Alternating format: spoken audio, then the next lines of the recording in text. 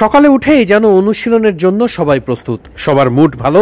তানজিম হাসান সাকিবকে দেখতে পাচ্ছেন একেবারে যেন প্রস্তুত হয়ে গেছেন।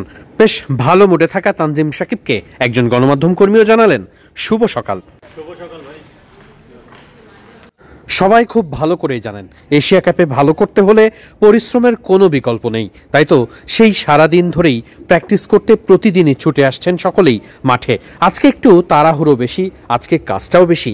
সকাল সকাল স্কিল ট্রেনিংয়ের পাশাপাশি ম্যাচ সিনারিও অনুশীলনও আছে সবার, তাই তো খুব সকালেই টিম হোটেল থেকে ঘুম থেকে উঠে চলে এসেছেন মাঠে। আমি যখন রিপোর্টটি তৈরি করছি তখন হয়তো বেলা অনেক, কিন্তু ক্রিকেটাররা মাঠে চলে এসেছেন সকাল 9টার পরপরই নিজেদের প্রস্তুতি শেষ করে।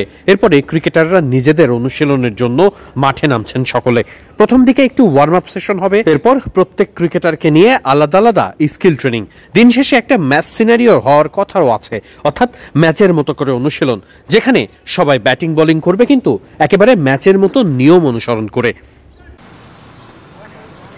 এই মুহূর্তে দলের সঙ্গে আছেন সব কোচ। লম্বা সময় ধরেই পুরো দলটাকেই যেন একসাথে একটা অনুশীলনের মধ্যে বেঁধে রাখা সম্ভব হয়েছে।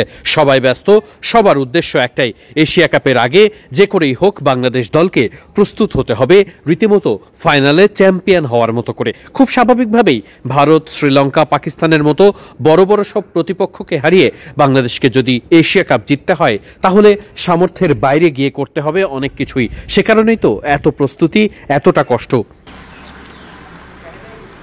মাঠের ক্রিকেটে ভালো করার পূর্ব শর্ত হচ্ছে মানসিকভাবে চাঙ্গা থাকা। ক্রিকেটারদের মধ্যে সেই ইতিবাচক মনোভাবটা থাকা খুবই জরুরি। সিলেট আন্তর্জাতিক ক্রিকেট স্টেডিয়ামে টানা অনুশীলন করছেন ক্রিকেটাররা, সেখানে তাদের মধ্যে সেই ইতিবাচক ব্যাপারটা আছে নিশ্চিত করেই। সবার মুড ভালো, বডি ল্যাঙ্গুয়েজ দেখেও মনে হচ্ছে এই দলের ক্রিকেটারদের মধ্যে সেই তাড়না আছে যেটা তাদের জিততে সাহায্য করবে।